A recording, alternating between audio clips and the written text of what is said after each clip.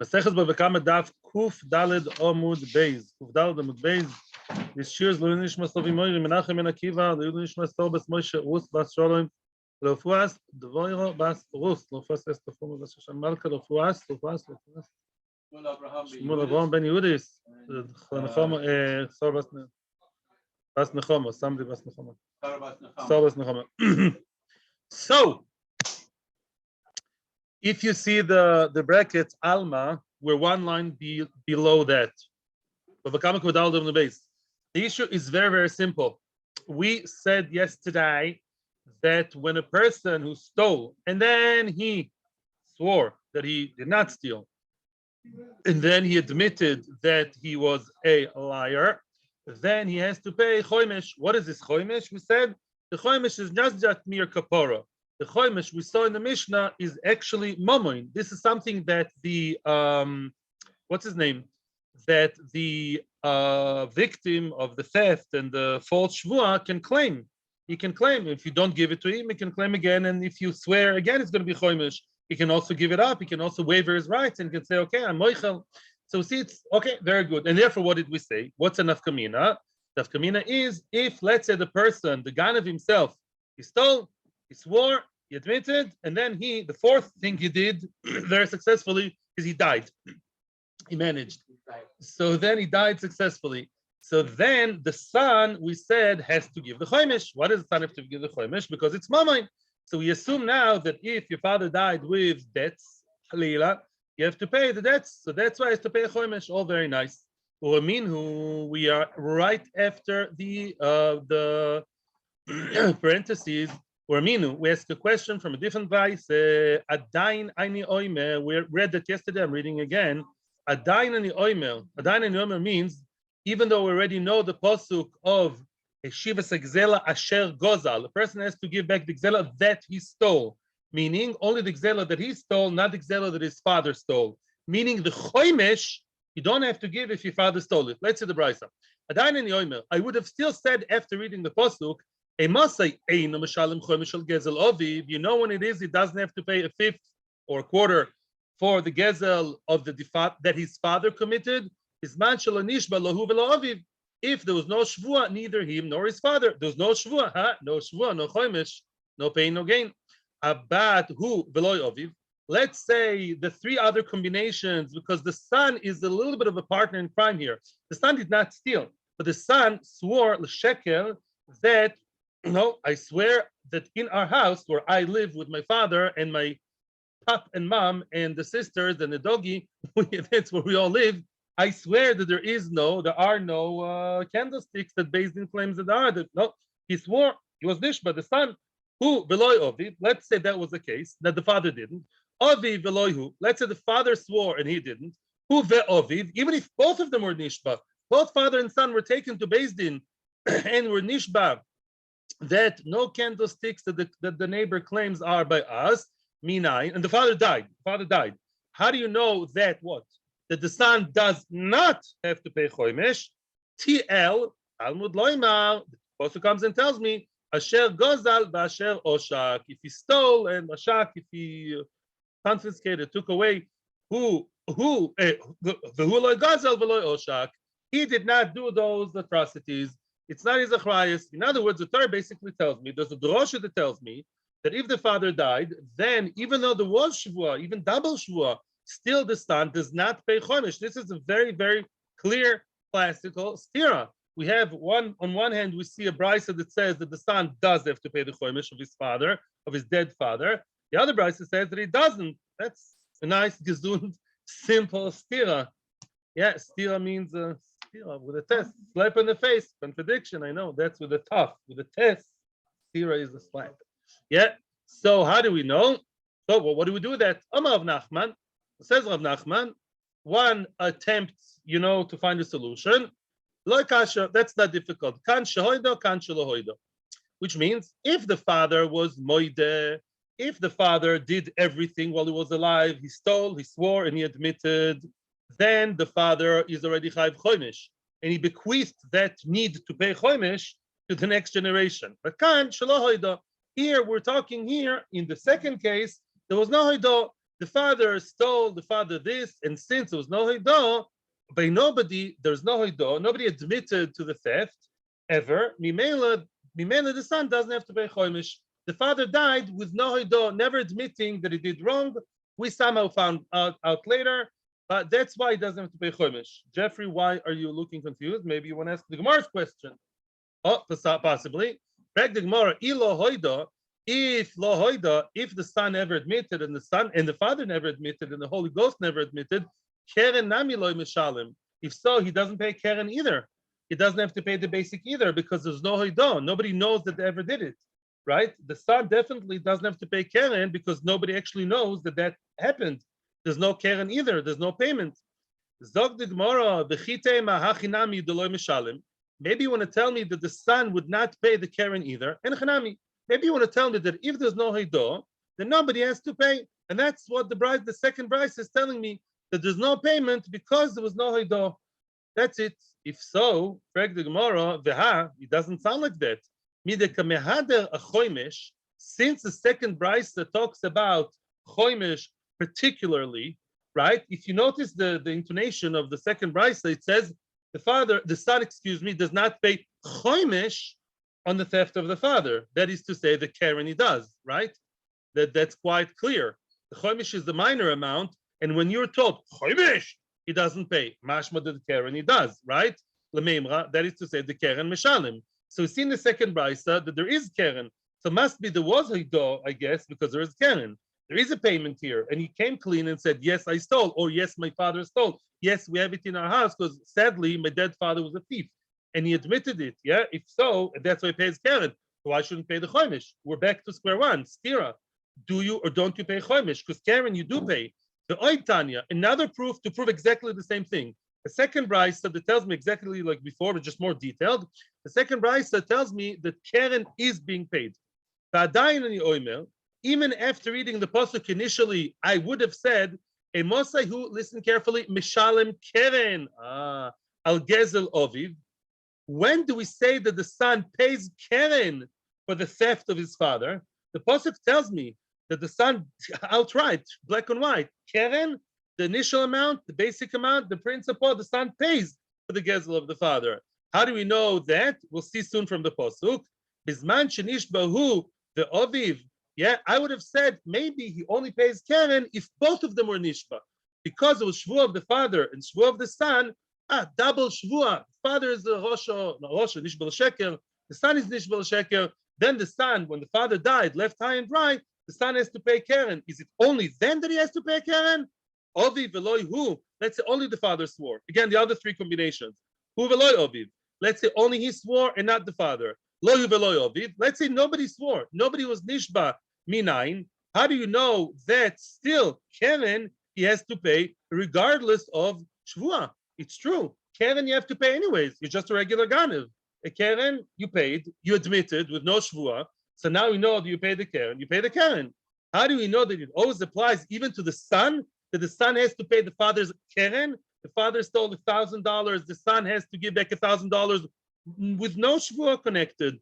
Talmud loima. We have a pasuk. Gezela the oishek aveda upikadoin. Yeah. In other words, there are psukim. There are extra words in the pasuk to give you all kinds of, as we saw in the Mishnah, whether it's a theft or it's no. Oishik means that you kept the salary of a worker.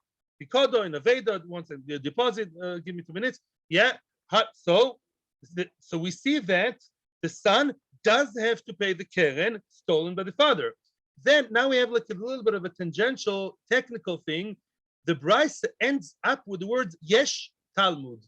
What does yesh Talmud mean? That's a good question, because the Gemara is going to ask the question, and then I'll hear Baruch.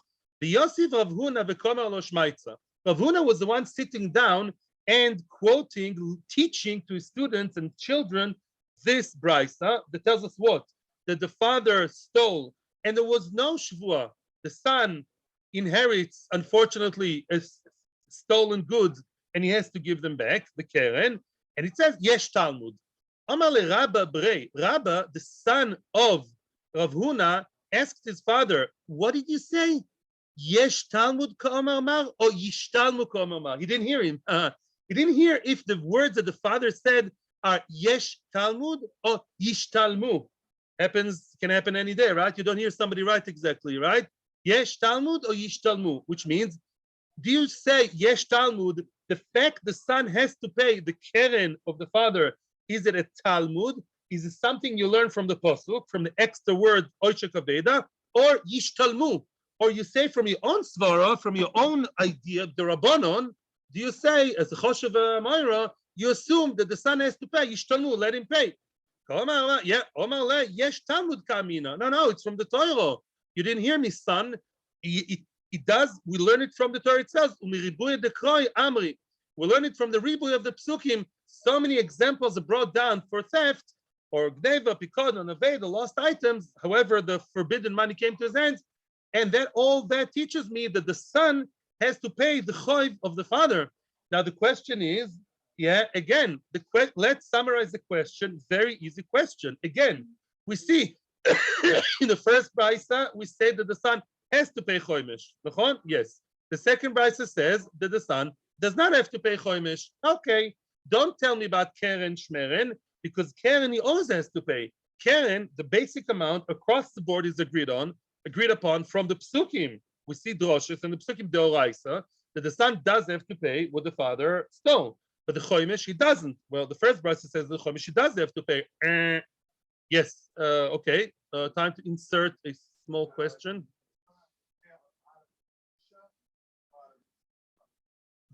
Okay, I'm telling you now, it's a good question, and I'll tell you now 3 words, maybe there are 4 words actually. I do not know.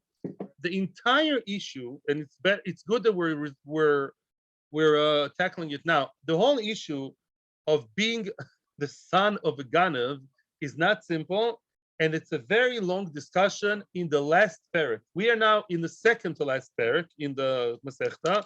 9th parak. I hope to have a siyum in about a month or more than a month. We're going to have a siyum. The last parak is the goizel machilas bonov, a person who stole and fed his children the gneva. And we're touching on this a little bit now. In the next few lines, we're going to see a difference whether the Yerusha is there, Yerusha is not there, he has karka, doesn't have karka. But to go in depth into the whole issue of do you have to pay your father's gzela is not now. We're only touching upon it now. It will be discussed in the 10th parak. That's actually the main issue of at least the beginning of the 10th parak, as far as I remember. But generally speaking, we're going to discuss now also whether the gneva is there or not there.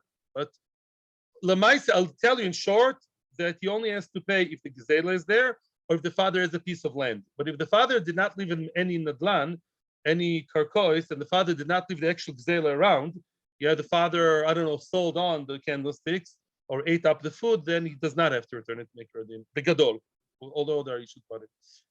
Yes. I'm sorry. Elo, 4 lines from the bottom of the narrow lines.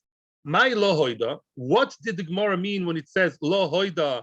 In the second case, we want to test it does not pay chomish because he did not admit. Lo hoida aviv v'hoida bnoi. Oh, that's what it means. Which means that the father never admitted, but the son admitted. That's why the son does not have to pay chomish. That could be a good one. Which means we're trying to resolve the issue and say like this: the son, when the father died after the father admitted, the father created the choiv of chomish. That choiv was passed on to the son. Sonny boy, pay the chomish. But she'enken, when the father died without admitting, then the son swore and admitted. Then the son does not have to pay chomish. That's when we said he doesn't have to pay for his own chomish, his own shvuot sheker. Correct the Gemara, a question with 3 letters, W.H. Smith, W.H.Y. Why? Correct the Gemara, why? Why shouldn't the son be mechayev, on his own shvuah? Lamaisa, because chomish ba'osham has nothing to do, but I would say not necessarily to do with theft. The son knows that in his own house, the son inherited the house, let's say, inherited the nechos, he inherited those candlesticks, and he knows very well that those candlesticks were inherited to him, right? They're in the back room of his father's house. Okay, very nice. And he swears, the whole ma'isa, no, it's not here. And then he admitted, why shouldn't the son pay chomish? Really, why not? What's the logic behind it? Answers the Gemara, Amri, they say, and now we're getting to your issue, Baruch. They say, you know why he doesn't have to pay? even though he himself admitted, b'she'en gzeila kayemes. Oh, which means the actual gzeila, the candlesticks are not there anymore. They were sold to an Arab from Shehem. I don't know where they are. The candlesticks are gone. He already, I don't know, melted them and sold them to a jeweler or something else. So what? Oh, so now, says Rashi, when the gzeila is not there, the son does not, me'ikar din, does not have to pay. Wow. In other words, if the gzeila is still there physically, the Rolls Royce is still, the stolen Rolls Royce is parked in the father's parking lot, then the son has to give it back. But if the gzeila itself is not kayemes, the gzeila is not there, then the son does not have to pay. He lied. He still lied, yeah. He still lied at some point and says, no, there was no theft, and no, it was never in my house. That is, and that's what I corrected you before, that's called shvuas bitui and not shvuas momoin, which means a shvua you have to pay for is a shvua, listen carefully, that gets you, listen carefully to the definition, a shvua that gets you off the hook from paying, that's a shvua you have to pay chomesh. Let's say I now swear to you, the shvua with big sefer Torah and a big shvua, I make a shvua. Yesterday I went to where? I went to Cyprus. And it's not true, I was not in Cyprus. And then I admitted, and everyone says, oh, we didn't know Betachto, such a liar. Yeah, so then what? Do I have to pay chomesh to anybody? No. I only have to pay chomesh if I hold your object that I owe you, and I'm trying to get out of that by nishba, then I have to pay chomesh. So if the actual gzeila is currently, by the time of shvua, not in the possession of the son, even though he's a liar, yeah, and then he admitted, he does not have to pay chomesh. And that's the answer. Very nice. In other words, the gzeila is not there. I prefer to, it's a Gemara that gets nuclear. Yeah. He said never, it was never in my house. And that's a lie. No, he was never in the house. I know. It's true. Now it's not in the house. But he did steal it and he sold it on. That's why he doesn't have to pay. No, that's not why. No. He lied. You didn't hear me. Why are you insisting? No, he says he was never stolen. That's a lie. He was stolen. It was never in my house. It's a lie. He was in the house and he knows it. Oh, it was never in my house. Yeah. But, so the sheker is sheker because he was in the house. However, because the sheker does not get him off the hook, because now he anyhow doesn't have to pay, because the gzeila is really not in the house. So currently his shvua doesn't get him off payment. Such a shvua don't have to pay chomesh for. So now we think we found a good solution. Lemaisa, now the son does not have to pay chomesh, but he does have to pay the keren. Practically not true. You know it's going to be the hard job now, as you see more and more. Keren and chomesh are inseparable. Yeah, it's like you try to separate, the two pieces of the tissue from the bad quality ones. You want to wipe your nose.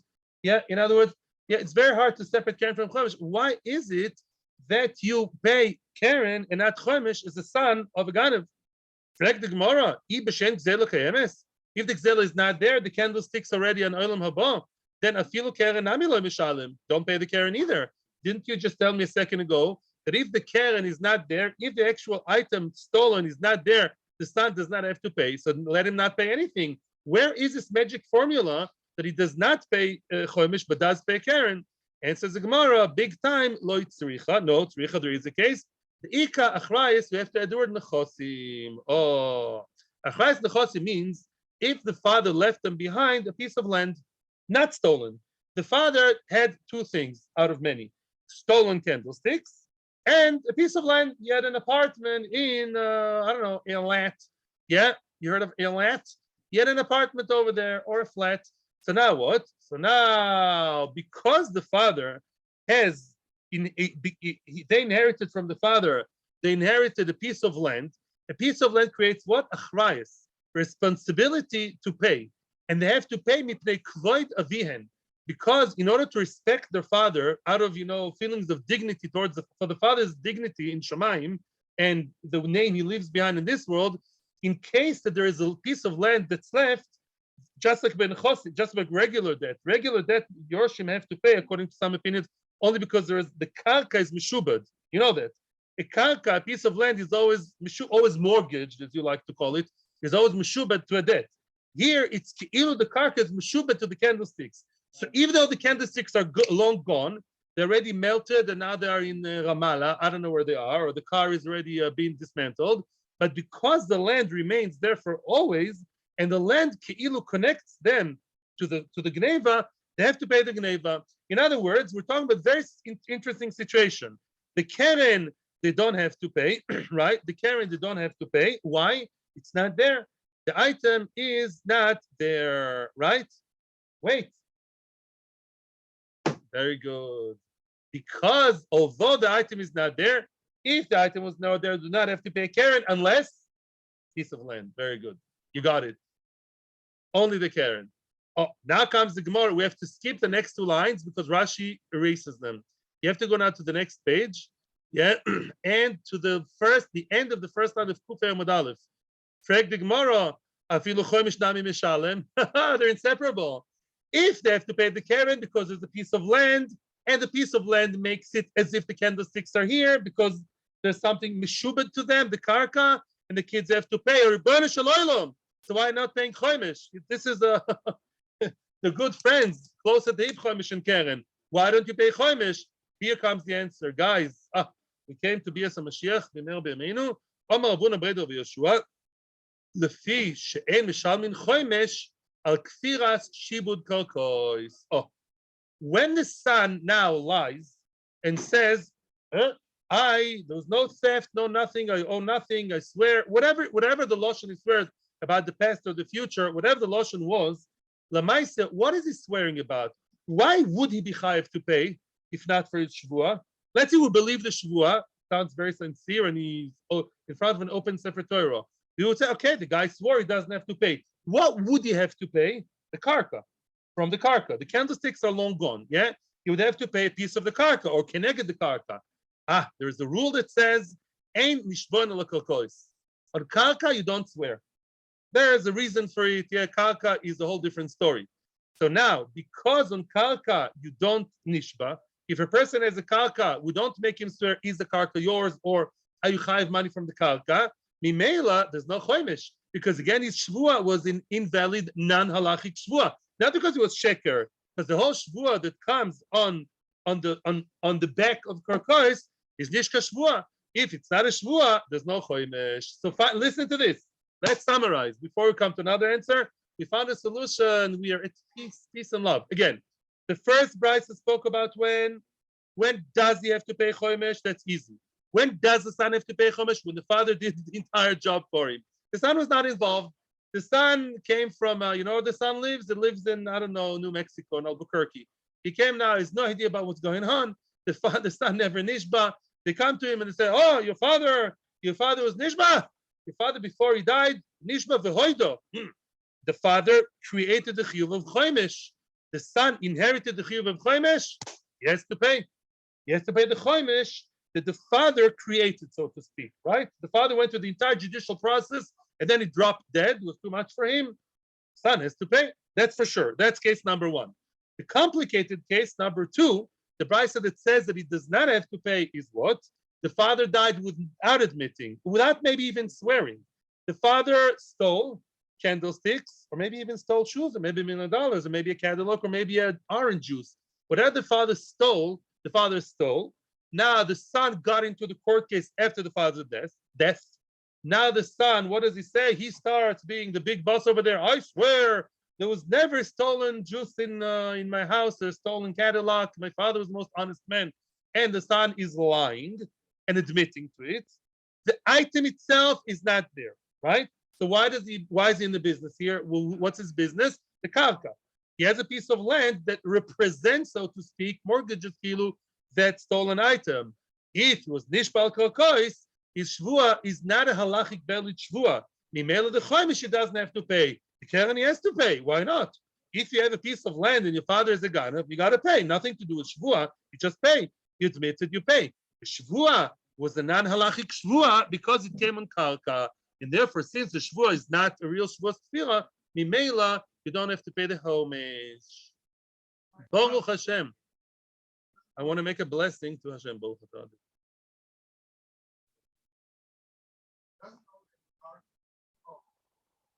Right? There's no poetic here, obviously. Rabbi Omar, Fourth line, Kufay Amud Aleph. People, let's continue. One more answer why the son does not have to pay chomish, does have to pay keren. Rava says, you know what the story is? I'll tell you what the story was. Kigon shoyse diskia shel oviv mufkedes biyad acherim. Diskia is a whole load, let's say it's like a bag with all kinds of items belonging to the father, and that was deposited in the hands of other people, which means the son really had no idea what exactly goes on in his father's nechosim. It's a very common case. Yeah, the father and the son, they're both independent people. The father is 80 years old and the son is 40 years old, and they live in different places. The son doesn't really know exactly what the father had in the hands of other people. And you know what happened? The father stole, and the son honestly had no idea. Oh, that's a drama. Oh, that could be a good movie. He was almost always sure that his father is a very honest man. He had no idea that there's a stolen item that his father stole, and it's deposited in the hands of who? Of Shmerel Turl, of somebody else, and he was nishpa. And then Beis Din came with a claim, or somebody else came with a claim, and he swore, no, my father never stole. There was no theft whatsoever. So then Keren Mishalem Dehaisei, he has to pay the Keren. You know why? Because the item is still there. The candlesticks are still there. They're small candlesticks. They're inside the bag deposited by someone. So he has to pay the Keren because it's there. Chomesh loy mishalem. Why doesn't he pay chomesh for the false shvua that he did? The ishtaba, because when he swore, the kushta ishtaba. What's kushta? Truth. He was truthful, not really truthful, but innocent, naive. He was naive. He really didn't know. He was so sure that his father, the choshever, honest man, has stolen good. Wow, would never imagine in his wildest dream. So it was stupid maybe to be nishba, but he was not really, and we can prove it, let's say, they really didn't know. Then the who, loy yoda, he did not know. Such a shvua that the Rashi brings down a drasha that you're not chayiv in a shvua, which is complete shgoga. A shvua that comes from, let's say it's proven, that the shvua really was absolutely not, he had no idea of this diskia that was deposited in the bank in the safe in New Zealand, no idea about it whatsoever, then the son does not have to pay chomesh because the shvua was not, out of his bad heart or manipulation. Taka Bamis, he had no idea. Lahavdil, we see it twice in Bereshis, we see, right? Yaakov Avinu told Lavan, I'm absolutely certain nobody stole, and really Rachel stole. I mean, to share the reasons, yeah? Right? Yehuda actually was right.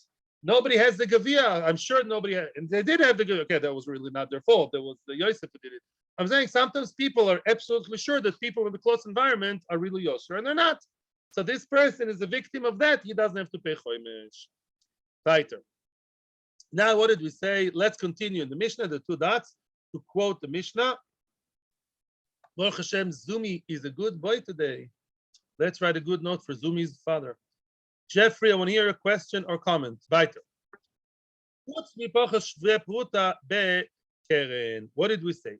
Let's say the person paid everything. Who's the person? The Ganav who stole the 1,000 shekels. He swore and he admitted no children, the father himself, all in the family. And now he has to pay how much? 1,250 a quarter, right?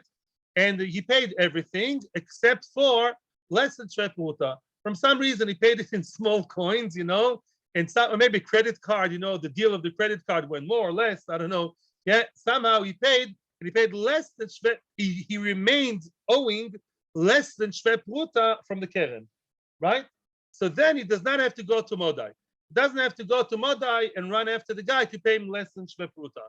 However, some Rishonim, some Mefarshim in the Mishnah say that if they're right there, he does have to pay it, by the way. He doesn't have to go to Modai all the way, but if the Gazlan, if the Nigzal, if the victim flies all the way from Modai with Modai Airlines to him, to Bet Shemesh, then he has to give him even less than Shvepruta. Right? Less than Shvepruta is not the Heshiv, screaming Heshiv all the way to Modai. Now comes Rav Papa with the qualification. In other words, if the gzela is not there, the candlesticks are not there. They were worth 5,000 shekels, and you paid 4,999 point, and what you have less than shvepruta, the money you paid in cash, 4,999, and you owe in cash 7 agorot. You don't have to go to Modai for that. Aval gzela kayemis. Let's say it was not candlesticks, yellow cheese, a gesund, a nice European around. How do you say a thing of yellow cheese? Not a tub, like a piece, like a loaf. What do you call it? Yeah, yellow, not loaf. You know the word. I don't know the word. Yeah, a big piece of yellow cheese. He stole and he ate, and there's a crumb of yellow cheese left. So yummy. There's a crumb left, less than shve pruta. Yeah.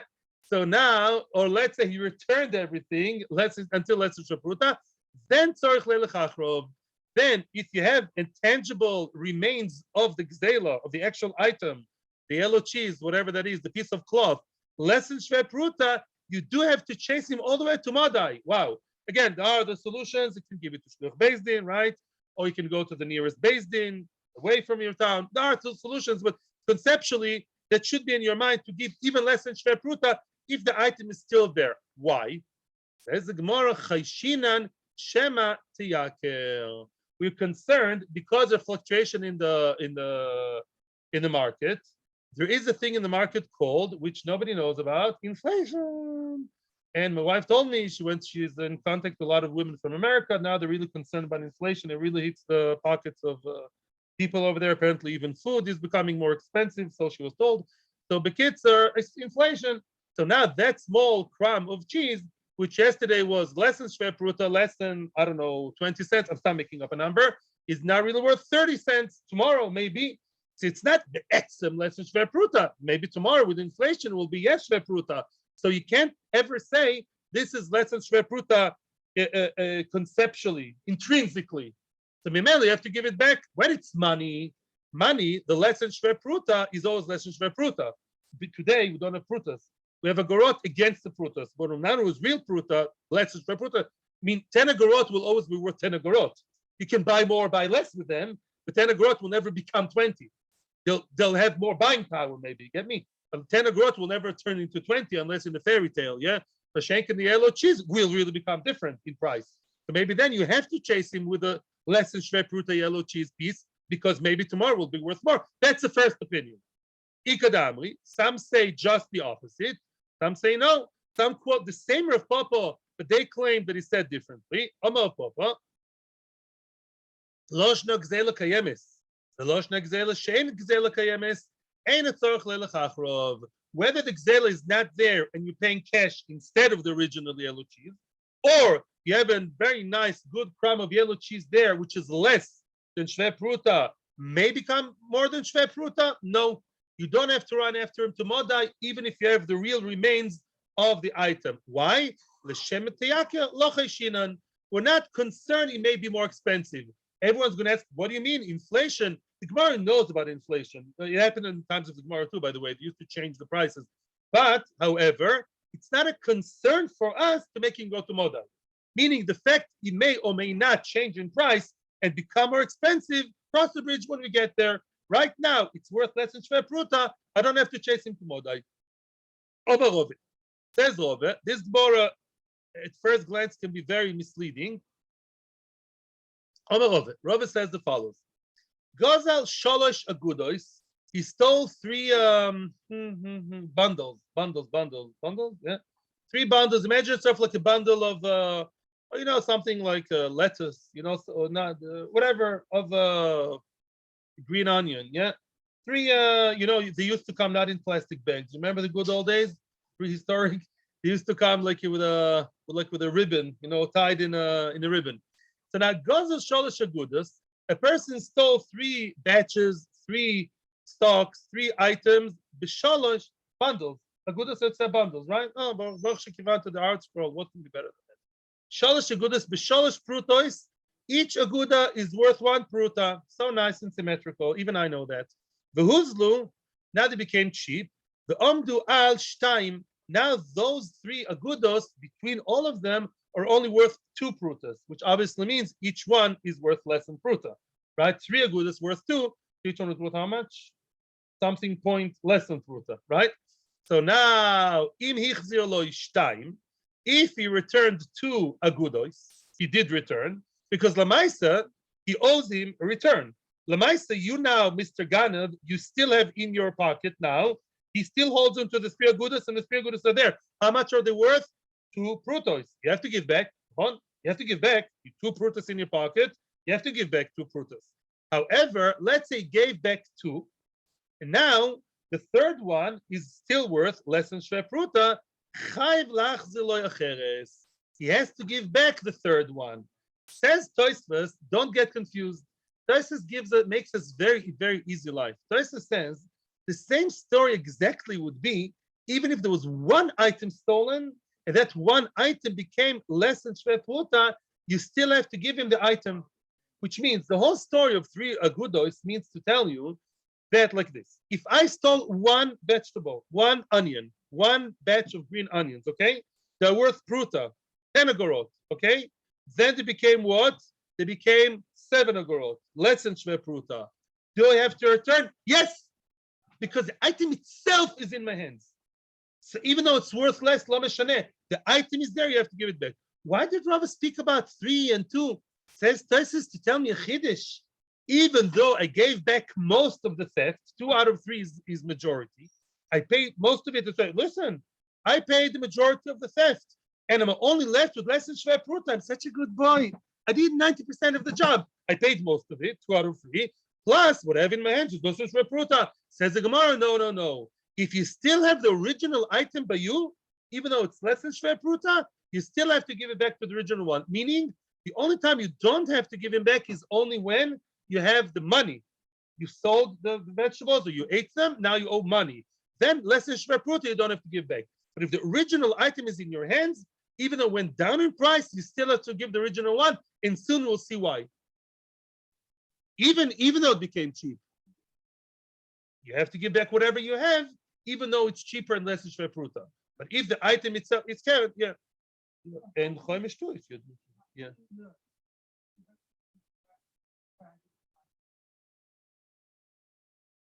Oh, that is when you talk about very, very, very good, beautiful, the pellets, very nice. You have to give back the value of the item when it was stolen and not before or after. When you give money, cash, geld. But when it's the item itself you give back, you have to give it back regardless of the price. I stole a very nice chair from you, plastic chair. All of a sudden, the price is plummeted. Nobody wants plastic chairs anymore. We all became fancy. Less than shve pruta. Doesn't make a difference. It's a chiddush. That's what Rava says. The item itself stayed in your hands. We're so not used to it with parrots because all the time we speak about shinu. He made it. No shinu. Exactly the same chair with the same pecks of dust on it. Exactly the same. So then you have to give it back regardless of the value you took. You can't give back. What's the chiddush? It's less than shve pruta. What's the chiddush? Big chiddush. It's less than shve pruta. We don't care about it being less than pruta. So what? But it's less than shve pruta. Maybe there's no chiyuv. Kamash malan, there is. Excuse me. The Tanatuna. And comes the Brisa. That's actually a Mishnah. Comes the Mishnah in Daf, I think, the Nun Bava Amud Beis. No, in not in Nun Bava. Where is it? In Tzadik Bava Amud Beis. Tzadik Bava Amud Beis. It says in the Mishnah, you know this Mishnah very well. Gozel Chometz, a person stole a box of cookies worth 20 shekels. Then the overall of a Pesach came the festival of Passover. And what in Passover, it's customary by Jews not to eat those cookies for some reason. And now that item called Chometz is worth, how much is it worth after Pesach? 0 plus Gurnish plus nada, nothing. So now the Nigzal is rabidly angry. Give me 20 shekels cash, and those boxes of cookies are still there. The Ganav has many heirs. Don't count his heirs now. The Ganav has the actual box of cookies, nice and fresh. You know, the expiry date is next year. So now, Oimer Loi, the Ganav can tell the Nignav, the victim, you can take those cookies. Why? Tadibov base is about Hezek, not really Hezek, it's Gneva Shen and Nikar, because the fact that it's Chometz is not visible, is not physical and not tangible. And if you ask Tim McKenzie, he'd take a cookie without making a bracha. It's a delicious cookie. I love Jewish cookies. Chometz, not chometz. It's not physically different. So even though the value went down, as long as the original, listen carefully, the original item is still there, you can save your skin. Taima, and the Gemara continues into something else that you know. Taima, the Isa Be'ene. When can you give the nigna of the box of cookies that are worth 0? The ise be'ene, when the box of cookies are still physically there. Oh, leise be'ene. But let's say the box of cookies are not there anymore because Mackenzie ate them. You tell me, people, does the Ganav have to pay 20 shekels cash that he originally stole? Or do we say, no, it's worth 0 now, I'll pay you 0. What do we say? Pays 20. Psh, all of you. He pays the original. If the box of cookies, 20 shekels are not there, even though right now the box of cookies, had it been in the world, is worth 0 times 0, it's not money, it's also about no. Since originally Peretz, now Peretz is right. Because in the time of theft before Pesach, there were 20 shekels. So you have double track, 2 tracks over here. It's not the value you have to pay like the time you stole. If the item is here, you pay the item back, regardless to value. But if the item is not there, then you have to track it to the time of theft. And then we say, time of theft, there was 20 shekels, honey. Give me 20 shekels right now. Very good. Ochanami, here too, Baruch Hashem. Here too, Siyata Dishmaya, unbelievable. Ochanami, here too. Oh, this bundle of green onions right now are less than pruta, nothing to do with chametz and Pesach. It's just worthless. The vegetables are cheaper. It's now not shve pruta. Because originally it was worth pruta. Those onions were worth pruta. When you bought them, they were 1 shekel or half a shekel. And that, as long as the item stays here, then the item has to be paid back because originally you stole less than shve pruta. Which means if I stole lechatchila an item less than shve pruta, that can happen. People do it all the time. Let's say you stole, I don't know, people do it and they don't realize it's usher to take from the store. Many people don't do it, by the way. You actually see by from people, the vast majority are careful that you go to a pitzuchim store and people take teima. They taste. Sometimes they say timot are okay, sometimes no. People take an almond or whatever. It's usher because maybe the person doesn't allow. That was the Dora Mabul. Before the Mabul, that's how they stole. Less than shve pruta. You're not allowed to steal. But if you stole less than shve pruta, you don't have to return. But here you did not steal less than shve pruta. You stole shve pruta. It became cheap. Then you still have to pay the original if it's still in your hands. If it's not in your hands because it's gone, then you don't have to pay less than shve pruta. By the way, you should know, we were taught in school, I remember one of the things that I actually got education about from school, only very few things, is that don't steal. The rabbis used to tell us, don't be careful with your friend's money. After less than shve pruta is worth, because you cannot give it back. Less than shve pruta is not allowed to steal. Yeah, it's an avera, which in a way has no takana. There's no remedy. If you stole 1 shekel, give back 1 shekel, and we'll kiss and hug. But if you stole 5 agorot, you stole. You did steal, and there's no way to return it. So there's no atonement in a way. It's much harder. Maybe you could do maybe a mechila. Maybe you assume there is mechila. It's not called a shova. And that's actually going to be the next sugya. The mitzvah of a heshiv is not. It's not. You're welcome to the next sugya. Boy Rove, we're on to something now. Boy Rove. Rove had a question now. Gozal shtei agudois bepruta. A person stole 2 bundles of green onion, of celery. Both together are worth pruta. Each one 3 agorot. That's a nice deal. Yeah, 3 agorot, 3 agorot. No, 7. How many? I don't know. 8 agorot. Let's say pruta, to make it simple for people like me, for Einsteins like me, yeah, 8 agorot was the value of both together. 2 for the price of 1 pruta. 4 each. Each one alone is less than shve pruta. He stole 2 that are together shve pruta. He gave back one of them. He gave back one of them and left behind to himself another one. 4 agorot only stayed by the hands of the Gazlan. He does half a job. He's half religious. And what? Now in his hands, he has 4 agorot. Mahu. Is that good or bad? In simple terms. What's the question? Would we say hashta leka gzela? Listen, he has no gzela in his hands now, right? Right now, he has less than shve pruta. And as we said in the Mishnah, I don't have to go to Modai. At least to Modai, we said in the Mishnah, I don't have to go if all I have left. That's a classical case of the Mishnah. I have less than shve pruta. Less than Shver Pruta, I don't have to go to Mordai. All is good. Oy Dilma, or maybe you can say, Haloi Hodar Gzela Davoy Gabei. Lemaisa, he did not give back the Gzela that you stole. In other words, you did not fully return the entire Pruta that you stole. You still have a stolen item in your possession. So that means the Shava was not completed. That's not, maybe you have to give back everything. Hadar Pashto. Afterwards, Rava answered his own question. And he answered like that. Gzela Einkan, Hashava Einkan. He has no, that's very misleading, the word. Gzela Einkan doesn't mean there was never a theft. Gzela Einkan means he has no stolen item in his possession. Why? Because less than Shve Pruta would turn a blind eye. It's kilu, no Shve Pruta in my hands. There is no Gzela. Hashava Einkan. But it's not called that he returned it. He did not return it. He has no stolen item, and he did not return the stolen item. Says the Gemara, what? Excuse me? Igzela enkan, hashava yeshkan. How could that be? That sounds like a very tricky philosophical thing. That sounds, excuse me, like shtiyot. If there's no gzela in my hands, that means I returned it. There's only two ways. I returned. I didn't return. Make up your mind. You're telling me there is a gzela in you.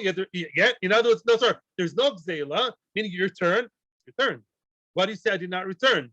Before we continue, I want to ask you a question. Rabbi, a question, very easy question to answer. Like you'll laugh at the connection, but I think there's a little bit of a connection. Let's say, isn't it true that there's a thing called circumcision in the 8th day, right? When Jewish babies are born, I've heard such a thing once. So now let's say, what happens, Rabbi, if the baby is born already circumcised naturally? Yeah, a baby's born circumcised. So then Jewish people, you don't do the ceremony? He just goes on with life, yes? Why? You're circumcised naturally. Aren't you happy? You can save 1,000 shekels on the suda of the bris and more. You know why? Yeah, you still have to do a tofas dam. Why? This baby is not, you can claim, I'm not 100% sure about my definitions, but balabatishly, superficially, you can say he is not circumcised and is not non-circumcised. In other words, he's not orel, not an orel, maybe, his body looks perfect, Jewishly. On the other hand, there was no mila done to him. The mitzvah wasn't done. Now listen to the answer of the Gemara. Answers the Gemara, brilliant answer. Hachikoma. This is what Rava meant. Af al pi shegzela enkan, yeah, even though, yeah, there is no gzela in your hands. What's the story again? Remind me, Rabbi. 8 agorot were stolen in the form of 2 bundles of green onions. One of them he returned. So now in his hands, he has less than shve pruta. Less than shve pruta in halacha is always called no money. He can't be mekadesh, makdish, nothing. Less than shve pruta is no money. So Lamaisa, he has no money in his hands that's called gzela. He has no, I would say in English, substantial halachic gzela in his hands. However, mitzvahs, that's the additional word, mitzvah sashava ein kan, to return and be mekayim the mitzvah of the heshivas gzela shegozal, he did not perform the mitzvah. The mitzvah of returning is what? To return a shove pruta. You returned less than shve pruta, and you have less than shve pruta return. So lemaisa, you kilu technically threw it through the back window. You don't have it, but you did not commit. You did not perform the mitzvah of a shava. Because lemaisa, you did not return a pruta. Baruch chaval, I want to hear you. Yeah, you get me? That's a little bit like the bris milah. Yeah, in other words, he has no pruta in his hands, so he got out of murder, but he was not mekayim the mitzvah. Funnily enough, some mitzvahs he can only be mekayim in very bad circumstances.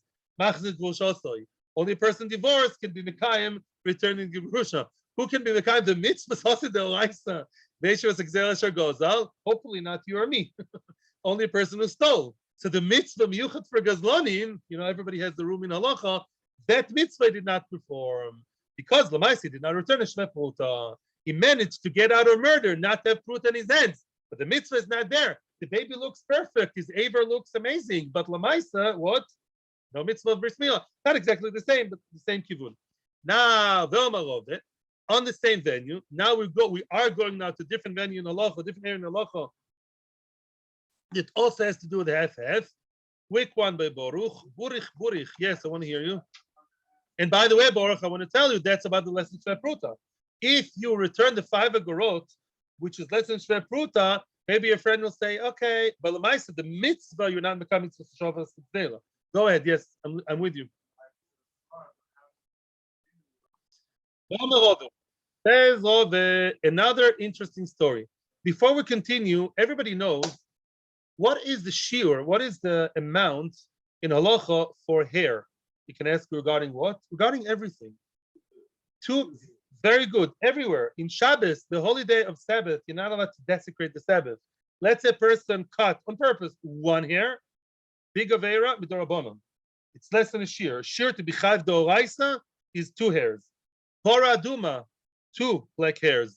When does a boy reach adulthood, halachically, or a girl when they have 10 hairs? A 2, right? In other words, 2 hairs is everything. Now there. Now, what happens when a person is a Nazir? A person was Mekabel Naziru, said at the end of the whole long process, 30 days, the Gans Mais and Beis Hamikdash, and I think it's next week's Parsha, very nice. And then what? Then he has to be Megalech. There's a mitzvah to shave his hair completely, including the pious, including the whole hair. What happens if he leaves behind 2 hairs? Is that 2 hairs are left behind? No Jew will be left behind. Yeah, so let's say 2 hairs are left behind. Was he mekayim the mitzvah or not? No, obviously. Because if you still have 2 hairs on your head, it's as if you have 1,000 hairs on your head. Yes, 2 hairs are still called an entity, and the Nazir was not yet mekayim the mitzvah of the gilach, of tiglachas, of having to shave his hair completely. Okay, very nice. Comes Rova, you're going to ask what's the connection to the sugya, you'll find out very soon. They clearly said, Nazir shegilach, gileach, he shaved his hair nicely. It looks like a Satmar Chosid without the paste. The Shiur shtei sayros.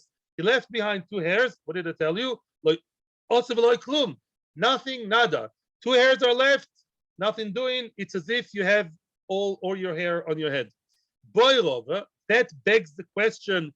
Yeah, you get the similarity. 2 prutas or 2 half pruta, 2 hairs.